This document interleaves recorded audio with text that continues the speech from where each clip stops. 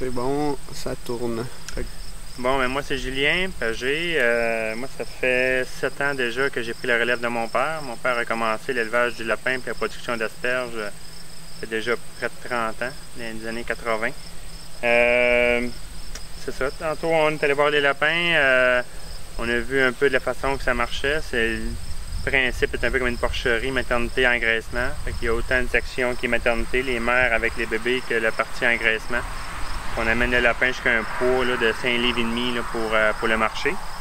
Au niveau des maternités, les femelles ont en moyenne 8 lapos par portée. La femelle est très maternelle, elle s'arrache du poil pour garder ses bébés au chaud, été comme hiver. Puis elle va les allaiter pendant une vingtaine de jours, puis le lapot va être sevré là, à 35 jours.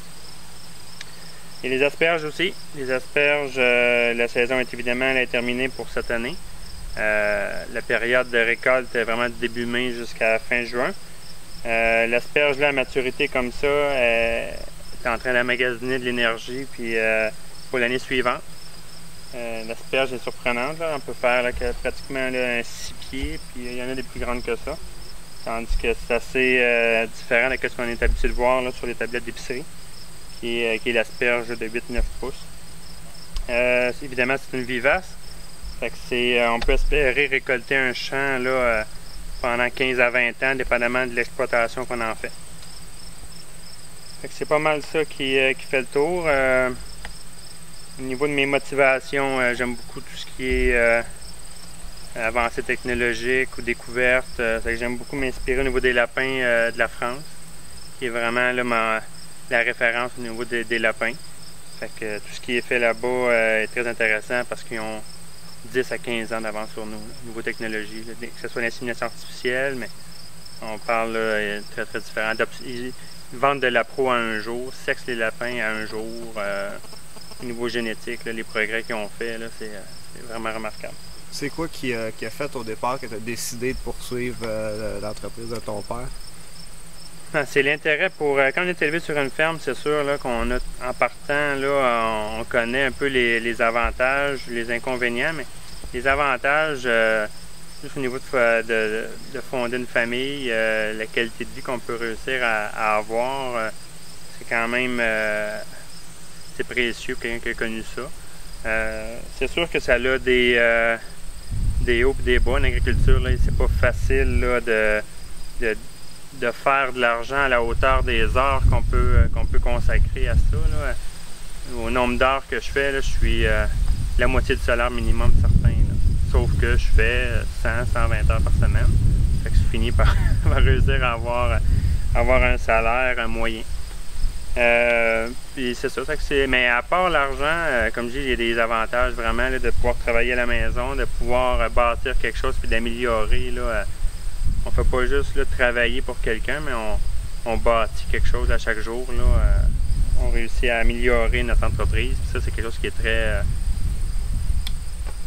très riche. Là. Je trouve ça très valorisant là, de pouvoir... Les défis rapidement, c'est quoi les difficultés puis les défis c'est sûr que dans le lapin, c'est encore plus marquant là, les défis. C'est beaucoup plus difficile que l'asperge. L'asperge, le fait que ça dure sur une courte période, c'est un produit qui est énormément en demande. C'est le premier légume frais qu'on a au Québec. Fait que c'est sûr là, que c'est vraiment pas un problème de vendre l'asperge. Le lapin, c'est différent. C'est pas nécessairement dans nos coutumes. Fait que il faut plus faire connaître le produit aux Québécois. C'est sûr qu'on est de racines européennes. Les Européens, ils mangent 10 fois, plus que 10 fois. Là. On mange 70 grammes par habitant ici au Québec. Les Français mangent 4 kilos par habitant, puis les Italiens 7 kilos. Et les Italiens mangent 100 fois le lapin qu'on mange. Fait que si tu en manges une fois par l'année, ils en mangent 100 fois. Fait que c'est sûr que c'est très très différent d'ici. Fait qu'ici, il faut vraiment avoir une approche différente de ce qui a été fait depuis le passé. Là. Même des années 80 à aujourd'hui, il n'y a pas eu énormément d'évolution au niveau de la mise en marché des produits. Le lapin est souvent là, présenté en lapin entier. Ça, souvent, le Québécois, ça ne l'intéresse pas vraiment. Tandis que si le lapin est découpé, on a un cuisseau, on a un rabe, mais là, ça peut être plus tentant là, de dire on va essayer là, une nouvelle viande. C'est une viande qui a des propriétés comme l'asperge, c'est des produits extrêmement santé, autant dans le végétal que dans l'animal. C'est une viande très santé, vraiment pas grasse, beaucoup de protéines, très peu de calories. Fait que c'est des gras oméga 3. Fait que c'est une viande qui mérite d'être connue, mais il faut savoir de quelle façon l'amener au consommateur pour qu'il puisse être assez curieux pour l'essayer. Puis y a-t-il de l'ouverture sur des défis au niveau technologique ou qu'est-ce qu'il y a dans le futur qui peut être passionnant pour faire part de ça? Tantôt on a vu au niveau de l'insémination, mais il y a vraiment tout là. Au niveau génétique, on est à un stade larvaire. Tu sais, là, on a ce qu'on travaille comme race ici au Québec par rapport à l'Europe, c'est des dinosaures. Là. Fait que c'est sûr qu'il y a d'énormes défis, puis c'est vraiment passionnant de voir, eux, avec les revues qu'ils ont d'actualité, où est-ce qu'ils sont rendus avec la génétique, au niveau des gains de poids, au niveau des lapro par femelle. On voit le potentiel qu'on pourrait aller chercher. Là. Mais encore là, comme je dis, le travail, je pense qu'il est encore plus important de faire un travail au niveau de la mise en marché. Puis de là, mon implication au niveau du syndicat des producteurs de lapins. Je suis président du syndicat. Pour vraiment, là, on a beau avoir une production là, qui produit très très bien, mais si au bout de la ligne, on n'est pas capable d'écouler notre produit, mais on n'est pas avancé. Puis, ouais, excuse. C'est ça. C'est que c'est vraiment l'énergie présentement est encore le défi, puis l'énergie est vraiment mise sur la mise en marché. Pour améliorer la mise en marché, créer là, vraiment une demande pour dire oui, là, les producteurs peuvent produire là, à 120% de leur capacité. Puis c'est un peu ça avec les progrès génétiques puis les progrès technologiques. On est capable d'aller chercher une efficacité au niveau du bâtiment qui fait que là, tu as une rentabilité là, parce que tu es surperformant. Là. Fait que dans les autres productions, là, c'est souvent ça, là, que ce soit dans la production laitière ou dans la volaille, les progrès qui ont été faits il y a 20-30 ans, ça les a amenés à un stade que là quand ils décident de bâtir un poulailler, là, mais il est rentable là, parce qu'il est performant, la génétique est là, la technologie au niveau de la ventilation, l'éclairage, tout est déjà setupé là, pour que ça... Parce que dans le lapin, il y a peut-être 60-80 clapiers commerciaux au Québec. Sur les 80, il n'y en a pas une pareille. Là.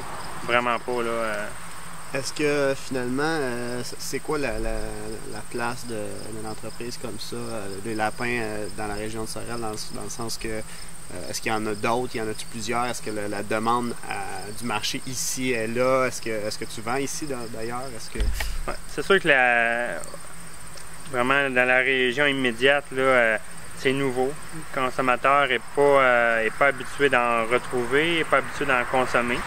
Mais je te dirais que c'est c'est une tendance qui se développe et qui est à la hausse. Là, il y a des gens beaucoup là, qui m'appellent pour savoir là, si j'ai des produits, si je suis capable ils veulent avoir une idée originale pour recevoir des gens, que ce soit une entrée, que ce soit un plat principal. Puis ça, là, je te dirais, il y a 20 ans, nous, la principale clientèle, c'était ou bien Montréal avec les ethnies, les Italiens, ou Québec, qui est plus la fine gastronomie, les gros hôtels. Fait que c'était vraiment concentré là. Localement, là, on y pensait même pas.